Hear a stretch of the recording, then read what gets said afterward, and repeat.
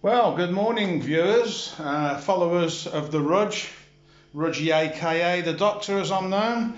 Well, today is the day. I'm going up to a friend's garage to see about my bike's equivalent of the British MOT. It's the KTEO here. I don't know how it's pronounced, although the guy who I brought the bike off did tell me how it's pronounced, but I can't remember. So we're going to drink a cup of tea, well, a cup of coffee this morning, have a bit of breakfast. I'm going to shoot up to the garage, which is only like 5 minutes away up the road. He's going to make a phone call. Hopefully we'll get an appointment, or we'll know what I've got to do in order to get the bike ready. And then hopefully we'll get a ticket to say that I can ride the bike again. Because the ticket doesn't run out till it's 2 weeks' time, but I'm starting to get a bit nervous, and I don't really want to lose the bike now I've got it for any length of time. So off we go, out the door, and get it done. Right, so here we are at the Greek equivalent of the British MOT station. There is only two from what I can make out on the island. One of them does cars, motorbikes, etc., and the other one does trucks and stuff like that. So yeah, we're going in there to see if we can get the Black Pearl her ticket.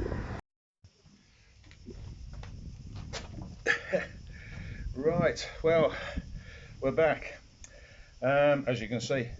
So let's recap. So this morning I went off up to Paul's friend up at the garage up the road here from Spillia, about 5-10 minutes ride, and had a long chat with him.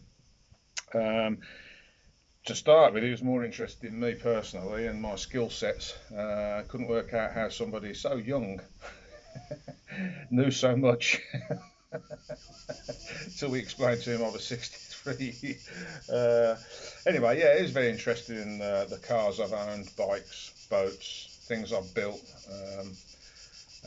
welding, bodywork, all the sort of things I do, which you all know about because you watch the site. So anyway, cut a long story short, we spent the morning talking about that. He's a really nice chap, and I should be going up for coffee every now and then with him, because I find the guy quite interesting, and what he's doing up there at the garage, it's been my life for such a long time. It'd be nice just to have a connection with that still. So anyway, he then, because he said he didn't do bikes, wasn't quite sure what would be required to get that through an MOT, what we needed to look at, although he could see I'd done an awful lot of work on the bike, which I have, to make sure it was safe, because after all that's what the MOT is for really, to make sure the bike is roadworthy and complies with the regulations. So anyway, yeah, he made a phone call on my behalf to this place here. Now, as I said earlier in the video, there are two places on Kefalonia that do MOTs. One does lorries and heavy goods vehicles, and the other one does cars, motorbikes. So that's where he rang. The young lady, very nice young lady, asked to speak to me after he'd spoke to her for quite a while. And she suggested that it might be an idea for me to take the bike up there and see if it would pass, because that way I would have 2 weeks left on the old MOT should there be any work that was needed. So I did that. Very nice up there, very nice. The operation up there is so clean. It's like somebody's kitchen basically. You go into a lovely air-conditioned foyer. It's got leather settees. She took wanted to see my passport, my driving license. I've got my biometric with me, so that was more useful to her because that has all my information on it. She wanted all the details for the bike, the logbook. This is live, so there's traffic going past, the old MOT, etc. So I gave her all that. She wanted my Greek phone number, which luckily I have, for further reference so they can contact me. And then I heard the bike start up. It's got a very distinctive sound, let's put it that way. And I thought there's no way he's going to pass that. But anyway, the bike went in. The girls are very nice, chatting away to me and smiling at me and making me feel very at home. You can get a free coffee while you're there, free water, and like I said earlier, it's air conditioned, so it's quite a nice environment. Um, and then about an hour later, the bike was delivered outside, and she said she'd like to have a quick chat with me. So we went out, and the guy who'd MOT'd the bike was there. And basically, you wouldn't get this in the UK, I don't think necessarily. Although some MOT testers would do it, but I think it's all down to time in the UK. They don't have the time to talk to the customers. It's all about making money quickly. So anyway, they took me outside and explained to me things that weren't necessarily part of the MOT, but could get me into trouble with the police on the road. There was a few points they pointed out. It was very useful. I've took on board and I've corrected those things now. Um, Word of warning if you're a bit like me and like custom bikes. Out here, this bike was lowered when I brought it. In fact, it's lowered again now. um, that's a no-no here. You can't lower the bike. That's not allowed. It's against Greek law apparently. But I've put it back that way, and we'll see. Apart from that, she went through okay. I did say to the guy that I was going to replace the brake pads, which he never mentioned. But you know, I mean, it stops and goes, and there is a bit left on them, but they're not good enough for me. So they're getting. So if anybody out there in Greece has got a set of discs and pads for the front of a Z1000 Gen 1 05 and a set of pads for the rear, I'm interested. Also, as you can see, I need a radiator cover for this side. The bike's fallen over at some point and it's broken that, and that was missing. So yeah, so I now have the new test certificate. They highlight very usefully the date that it needs to be returned for another one.